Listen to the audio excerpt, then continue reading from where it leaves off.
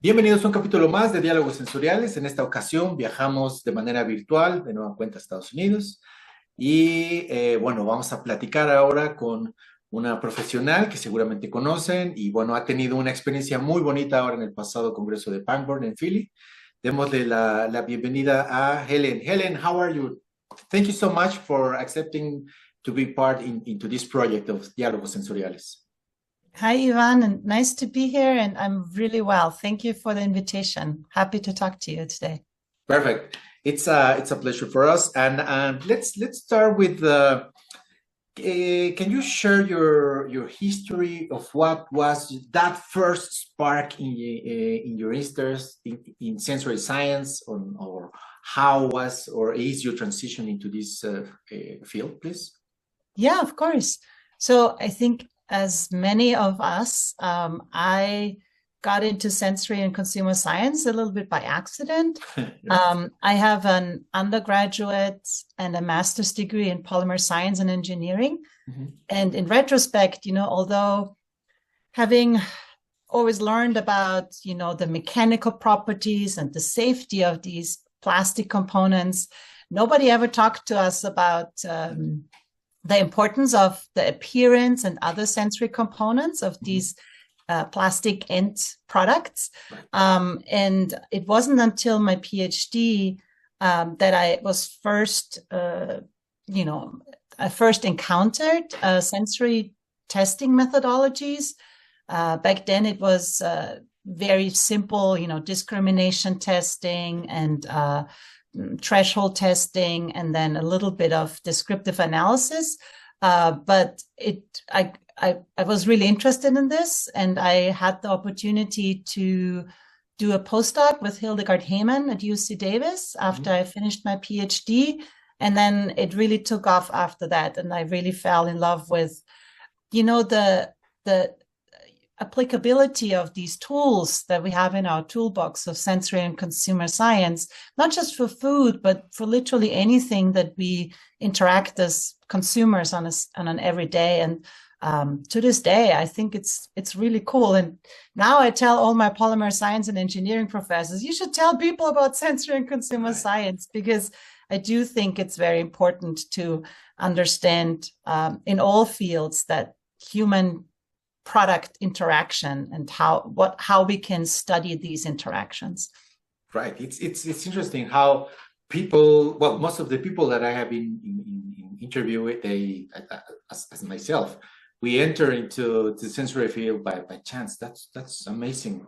It's more like passion, right? Like other stuff. Well, I mean, the earliest generation and maybe 80s, 90s, but nowadays people know more about sensory, right? Yeah. Good. About your journey, is there a specific aha moment or a memorable learning that changed your way of view about the sensory evaluation? Let me think. Going back to the times when I didn't really know this field existed, I had an internship in the summer during my undergraduate for Dow Chemical and Polymers. And they were putting me on a project to kind of understand the noise and the sounds that are produced by incontinence products. So, adult diapers. And I was like, what a weird project. But again, they tried to understand instrumentally, to measure it instrumentally, how the different components, like the interaction between the different layers of the product. And now in retrospect, I was like, I wish we would have had a sensory and consumer scientist. This would have been so much easier than what I tried to come up with, this instrumental measurement.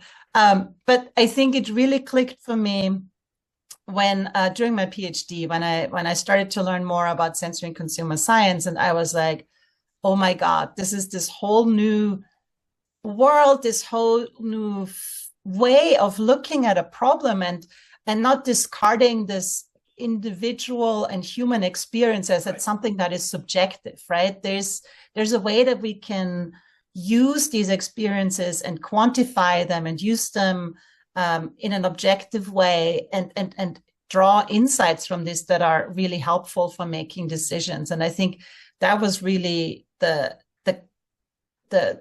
clicking point or the turn point for me, where you're like, wow, this is, instruments cannot do everything for us, and we need to have that human component as well. And they may be noisy instruments, but they can still be very good instruments. I think that, that's when it really clicked for me. I agree. And that's also when I wanted to learn more. And that's why I was so happy and lucky when I was given the opportunity to join Hildegard Heyman and started learning with her. Okay, I was about to ask who were your most influential mentors, if there are any. Can you mention them? Yeah, I mean, I think Hildegard Heyman is definitely the most influential mentor for me, especially when it comes to sensory and consumer science. But, like everything else, you have lots of interactions and lots of people that you interact with and you meet once and they really influence you. Right now, I work a lot with John Hayes, and we work quite closely together. And I would consider him a mentor as well. But then also people, like Curtis Luckett and Alyssa Nolden, that my partners in crime for organizing Pangborn 2025, and just having these conversations with people from all over the sensory and consumer science field. They may not be my official mentors, but I learned so much from them, and just learning from how they see the world and, what they think is important just helps me and shapes also how I approach questions that come up in my daily life. Right. Wow. Well, I will go back to Pangborn shortly, of course. But what will be the most valuable lesson, if there is any or several, but one of that you reminds more about learning from Hildegard?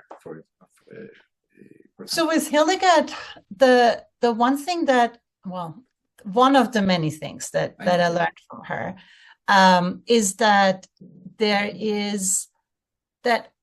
there's really you need time to think and to design an experiment, and that you basically think through the whole experiment from start to finish, including how to analyze the data at the end, and that you have to be creative in, ideally there is no situation where you're like, oh, I can't do this because of X, Y, and Z. And you really like, okay, let's see if we can figure out a way how we can answer this question or tackle this problem, like this like can do kind of attitude, and we'll make it work.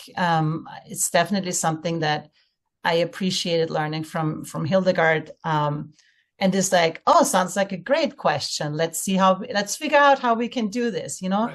And then the whole like sensometrics and using different data analysis tools to gain insight into data, and not to just look at, your summary statistics and say, oh, that's it. And start looking into like scratching more under the surface and like, wait a second, there might be some segmentation going on. There might be something else going on.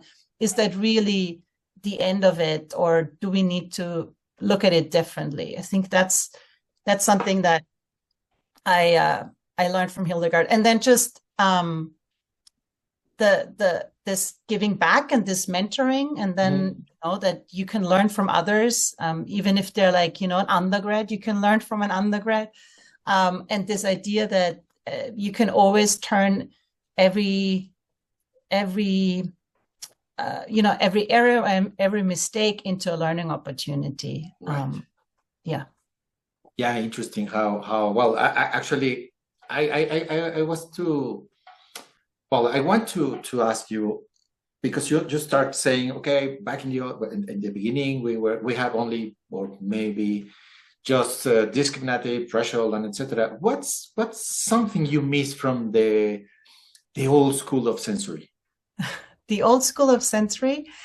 Of course, not too old for you, but from your first steps in sensory, I mean. Yeah, Again, I have to, I think back in the day when you think that, every problem is something that you can solve with a hammer because it looks like a nail, right? Right.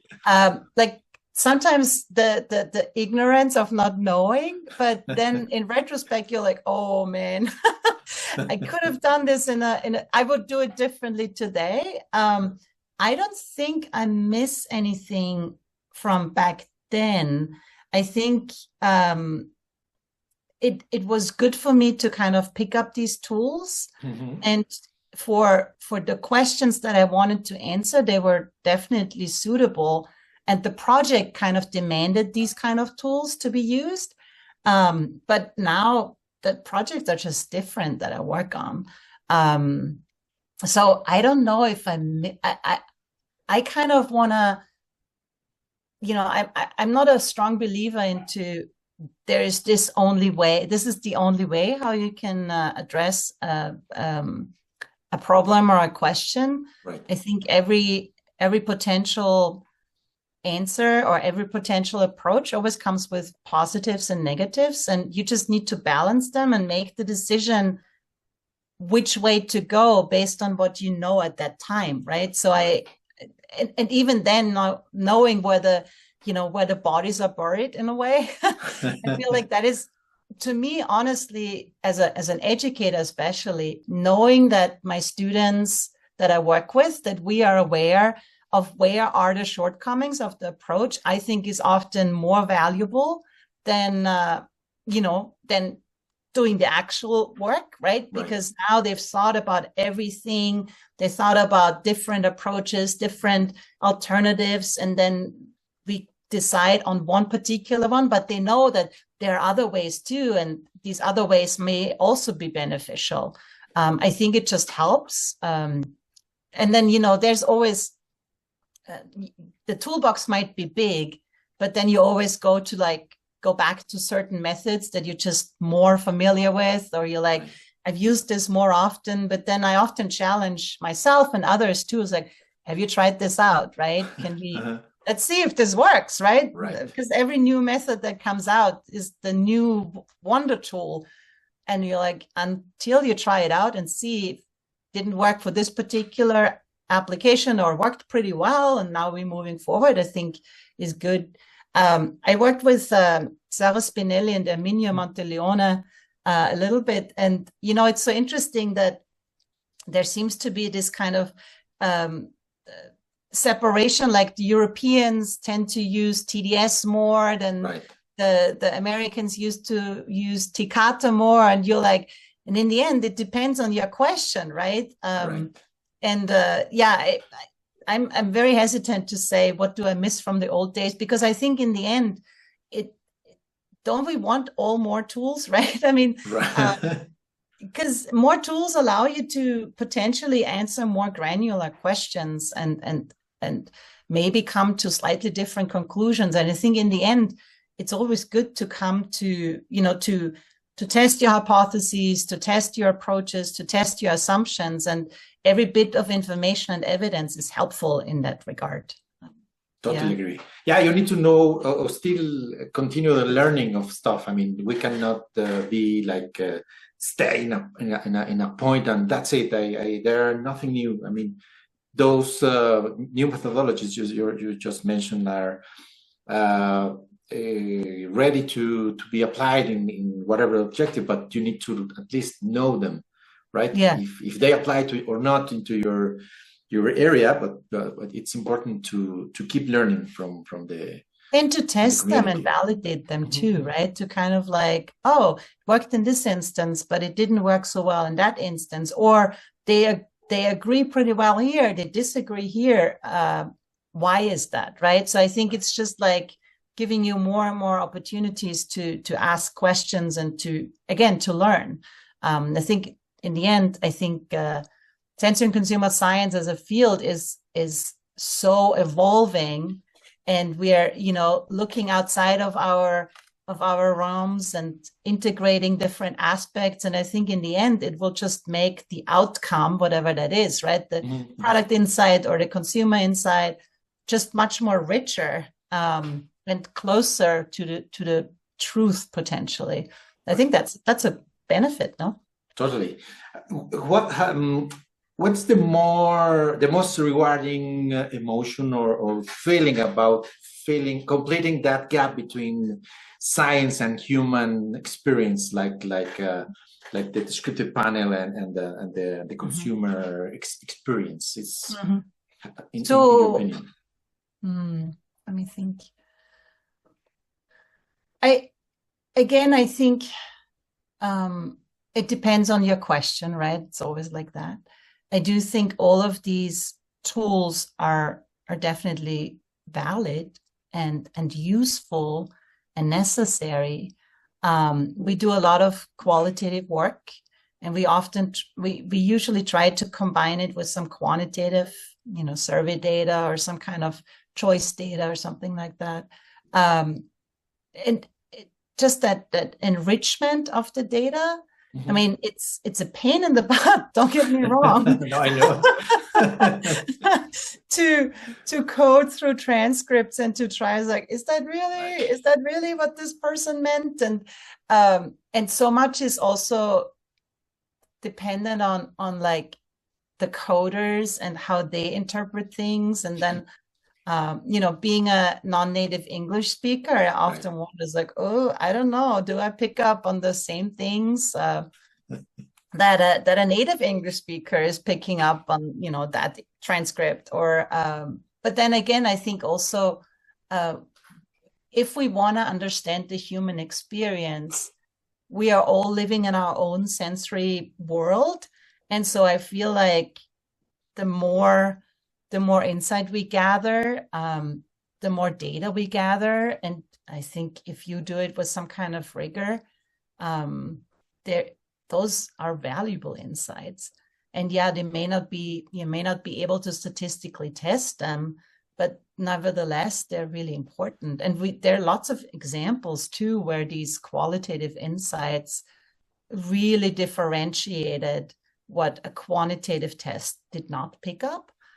So I think expanding the toolbox and making sure that we are constantly thinking about, well, how can we get more out of what we're doing? How can we get closer to what is happening, right? This whole idea about, well, do the people that even sign up for our tests, right? How representative are they? I mean, they are motivated to sign up for tests. I don't know if those $5 or $10 are so motivating for them. But what about the people that we are not reaching?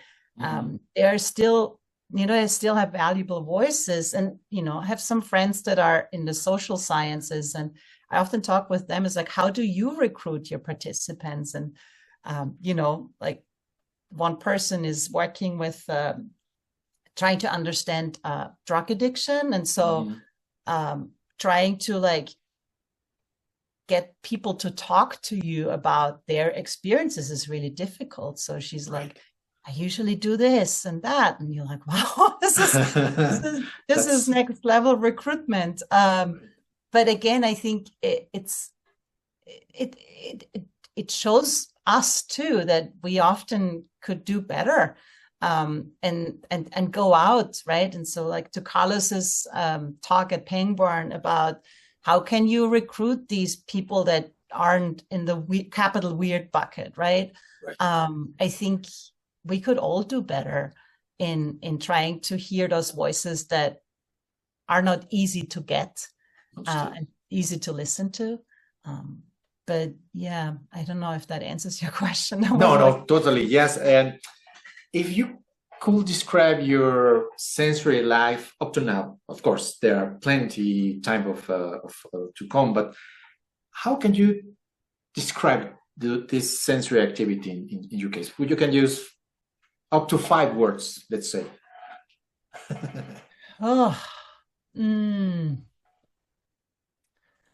5 words, huh? Or less, of course.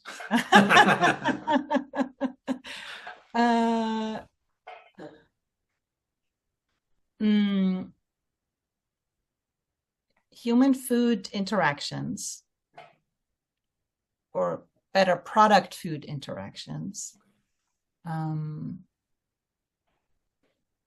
insights, sensometrics, just because, to make sense out of it all. And then curiosity. Okay. I think a lot of the stuff we're doing is really driven by us trying to figure something out and be curious about, why is it in this case like that, and in that case it isn't? Where do things break and fall apart? And I think that's the benefit of being at an academic institution, where you have a little bit more flexibility in terms of the types of questions, and where you can do these like meta studies, and it's like, this idea that, can I make a truly disgusting product that scores on average a 3 on a 9-point hedonic scale? Right? Because we tried really hard. I think the closest we got was like a 4. But I would love to get some really, really, really nasty things in there, just to see how willing are people to use that lower part on the 9-point hedonic scale, for example. Right, totally. Okay, let's move to a part where we are curious about your perspective on some common choices. Okay. So let's, it's a 2AFC test. So let's start with the red wine or white wine.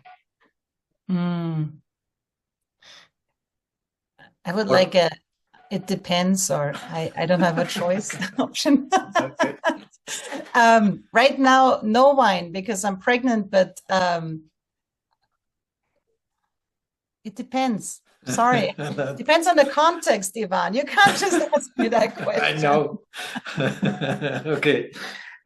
So the next one will be rock music or opera? Opera. 7 or 9-point scale for hedonic testing? 9-point. CD, compact disc, or vinyl? CD or... No, CD, like compact disc or vinyl? CD. Tetra test or triangle testing? Depends, but usually we do triangle. Traditional descriptive analysis or rapid methods? It depends. Both. Okay. Breakfast or dinner time? Dinner. Analytical or consumer testing? Both. There are no trends for anybody. Okay. No. I know, no problem. Parametric or non-parametric statistics? We typically do parametric. Okay. This is difficult for me. I hope to pronounce these plates nice. So it is Wiener Schnitzel or Käsespätzle?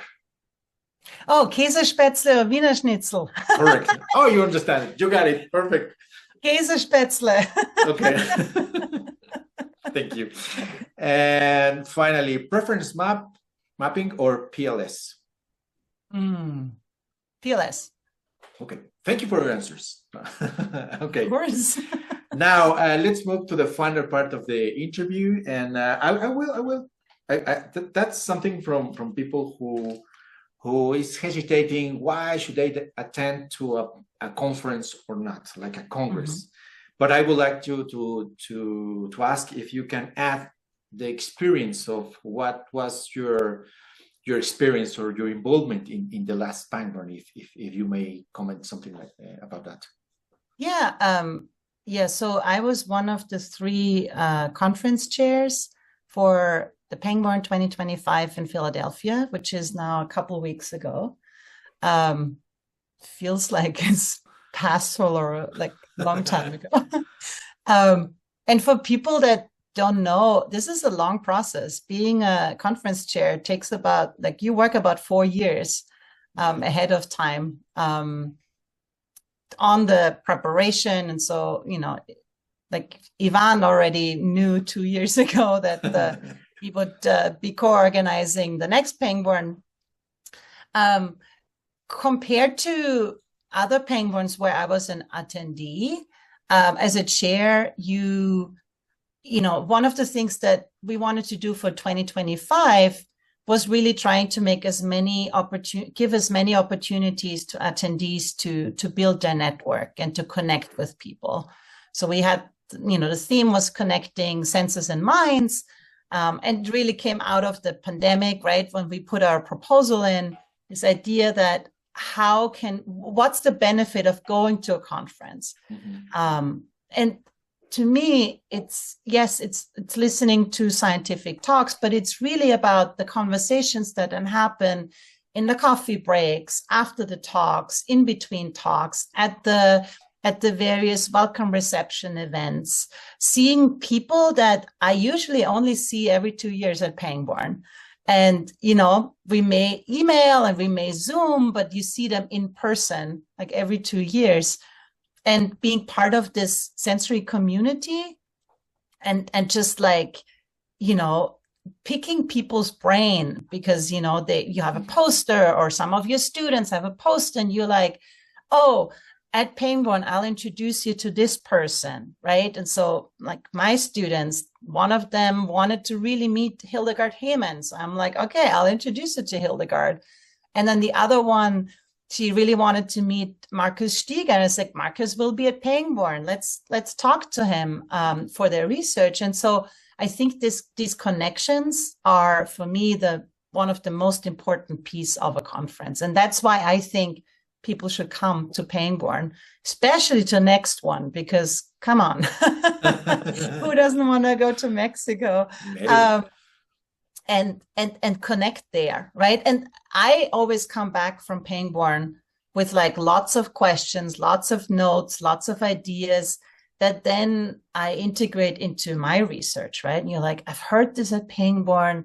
What was that again? And then, you know, usually have like a pictures I was allowed to take of the poster or something like this. So I could reach out to the author and say, hey, would you share that with me? We're trying to do something similar, or this inspired this idea. So I think for me, that's the most important aspect of a conference, is these inspirations that you get for your own research or for your own professional life. And then these connections that you make with everybody there. You know, and I often, I wouldn't call myself an introvert, but and I'm exhausted at the end of a day because, you know, connecting with people takes energy out of me. But I really try to talk to as many people as possible at Pangborn. I'm by no means a professional as you are, Ivan, because I think you have every single person on your selfie that is at Pangborn. And that's impressive. But I try to, you know, like when I'm in line at the coffee, I know in Nantes was a long coffee line, so you had lots of time to talk to people. I try to make an effort to just say hello and briefly introduce myself. And yeah, and then I often go through the program too. And it's like, oh, this person is going to be there. Yeah. I think it's a little bit different for you too, because you have usually a booth and you can meet people there too. Yeah, but I'm also an introverted person. I didn't know how, or I don't know how to break ice, and it's the starting ice. No, I know how to start a conversation, for example. Mm-hmm. So that's why in my case, these interviews are like a gadget for everybody that can see the interview and approach to you and say, hey, Helene, I saw that you prefer not at this time wine, but it's like a starting conversation. It's interesting, yeah. And I love also the conferences. This is a question for you, but what is the main difference from the very first Pangborn you attended compared to this one where you were involved? Is there a different point of view? So I have to say my very first Pangborn was 2017. So I'm a late Pangborn attendee. But the previous ones just never worked out. So I think, what I missed from this Pangborn, as fulfilling it was as being a chair, is that I wasn't able to actually go to all of those talks that I highlighted in my app because something else was happening and I had to help out with that. And so I didn't have the scientific inspiration as much as I usually have at Pangborn or Eurosense or all those sensory conferences. That was the one thing that was definitely different this time. And that's what I'm looking forward to Mexico, because then I don't have to do all the stuff that you will do fabulously. I think that was the biggest difference. And then I knew people in 2017, but ever since then, I definitely expanded my network, right? So the more often you come to Pangborn, the bigger and bigger your community gets, right? And ideally, at one point, your community and the Pangborn attendee list is the same, and it overlaps. Yeah. Right. Nice. So you got the opportunity to see that eclipse on the yes, during the conference. I did see the eclipse. Yep. Okay. Yeah. Nice. In Rhode Island. Correct. Okay. For someone intimidated by statistics and it's interested into the sensory field, what's one piece of advice that you can provide them? I think the most fulfilling things are always a little difficult at the beginning, right? It takes practice, and you just have to do it a couple times. I think it's also, nobody expects you to do everything at the very first time. I think there are lots of really good books out there that help you step by step. You don't need to be a computer scientist or a statistician. You just, as long as you're asking questions and do the best that you can, and then have somebody that maybe you can ask and reach out, that's great. But there are lots of really good resources out there, especially now with basically every new data analysis method comes with its own R package, or is already implemented in Excel stat, or already you can run it automatically through Fizz or CompuSense. Makes it so easy to do these. I think the important thing about statistic is that it is best taught and learned in the context of how you apply it. And I think the importance is always, what does it mean? Because every monkey can press a button and the results come out, but then it's up to you to kind of okay, so why did I run this test in the first place? What was the reason why the book suggests that I do this? How does this apply to my specific case? And what does this result now mean for my case? So I think that translation piece, that might be a little tricky, but that comes with practice, and that comes with just trying it out and seeing it. So, I had a statistics course in my undergrad, and had nothing to do with this type of statistics I do now. Right. And I don't know, back in the day, I was I don't know how I could use this.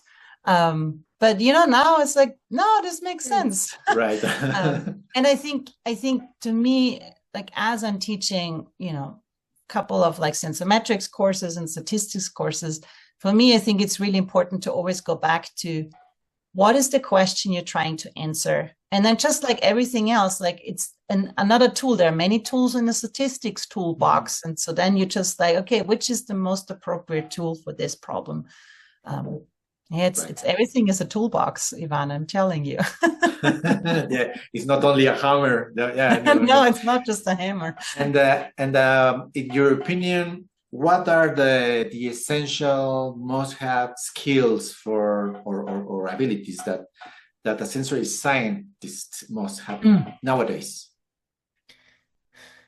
I think an ability to interact and communicate and engage with people. And, that could be members of your team, participants, panelists, members outside of your team, that might ask you for a sensory test, and they're like, "Oh, we need a triangle test," and you're like, "Probably not, but let's talk." And then trying to, like, being a communicator, right? I think especially in sensory and consumer science, I think you often fall into this role of, like, you sit between the product developers and the marketing folks, right?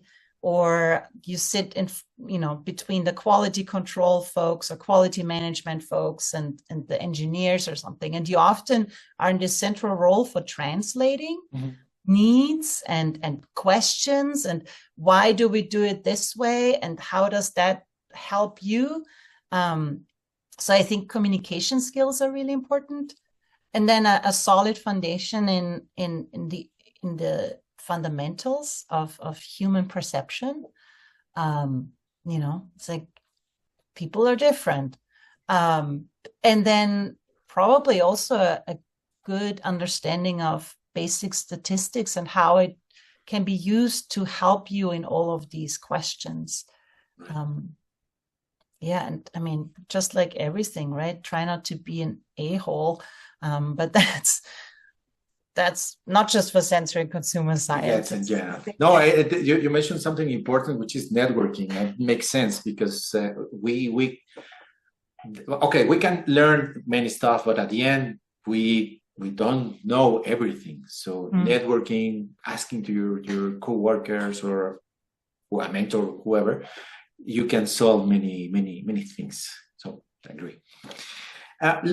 Let's say you have a time machine and you can go back in time. At that time, I guess, well, let's not mention dates, but at that time where you were studying at your faculty and you had the opportunity to speak with yourself, is there something you can tell to that Helen in order to help her nowadays? I mean, if I could travel back in time and I would talk to my undergraduate self. Right. Yes. I would probably tell her, like, look, there's this whole field. I've heard about it. Nobody at your university knows about it, but it's important. Maybe you want to look into it, but yeah, I don't know. I have a hard time often saying, like, oh, I wish I would have done this way, because back in the day when that decision was made, I made it based on what was in front of me, right? What I knew. But yeah, I think this idea of, having, I don't know, if I could travel to any place, I would probably want to travel back and actually have the opportunity to potentially have met Rosemary Pangborn. Okay. You talk to so many people that were, and that she influenced their lives so tremendously. So I think just having a dinner conversation with Rosemary Pangborn would have been that's probably my one chance at time travel. I would probably do that. I think she just sounds like a fascinating woman that I would love to ask questions. I know this is not necessarily what you wanted to hear from me, but no, that's perfect. Gave me the opportunity for time machine. So yes. No, you took it, the opportunity. That's nice. Two final questions. This is do you have a sensory book, paper, poster that can be suggested to the people who is in these early stages of learning sensory? So I think, I mean, the Lawless Heyman book, I think is a really good choice. And I think is really laying the foundation. I think if you're looking for a more applied one, the latest edition of the Seville book is really good, because it has all of those checklists and, you know, all of these ballots. And I think these are really helpful if you are in a role and you're not having access to like an academic course in sensory regulation, and you just have to do it and get it done. I think those are really good resources. And then all of the ASTM and ISO and guidelines and standards, again, for like the practitioners, I think are really helpful. And then, I mean, there's so many really good ones. Sebastian Ley and Terry Works, Sensory Analysis with R, I thought was really helpful. And I know they're working on the second edition. Again, for like, okay, how do I do this now in R? Yeah, I think those are the few that come to my mind. Nice. Okay, thank you. And how does it feel to be the chair of Pangborn? The past chair of Pangborn? Yes. Because you are the chair of Pangborn. Oh, okay, well, the past one. No, that's a question for you. You know what? It was a fabulous experience. What I didn't realize is that I knew Curtis Luckett and Alyssa Knowlton before, but over those 4 years, they became really, really, really good friends of mine. And I mean, just for that, I would say all of the sometimes headache that you have that comes from chairing is definitely worth it. And then this idea that you can, with all of the decisions you make and the emphasis that you put on a conference, you can really shape, in a sense, what people are exposed to.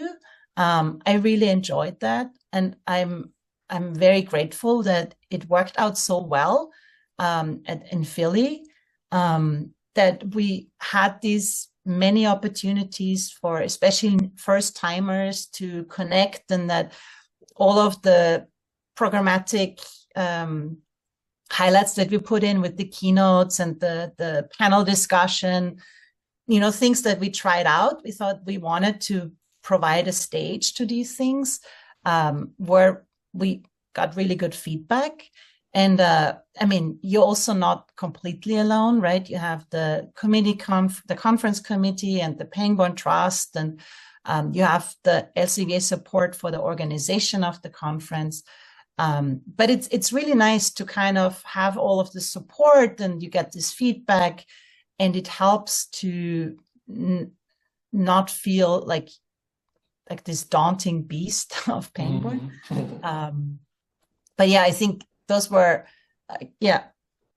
my, you know, being this team of chairs that I really value, and then having the opportunity to put a little spin on what we think our Pangborn wants to look like, should look like, and having the opportunity to do that, and then having had the chance to work with people to make this vision come true, that was really fulfilling. And I think probably the best part of it.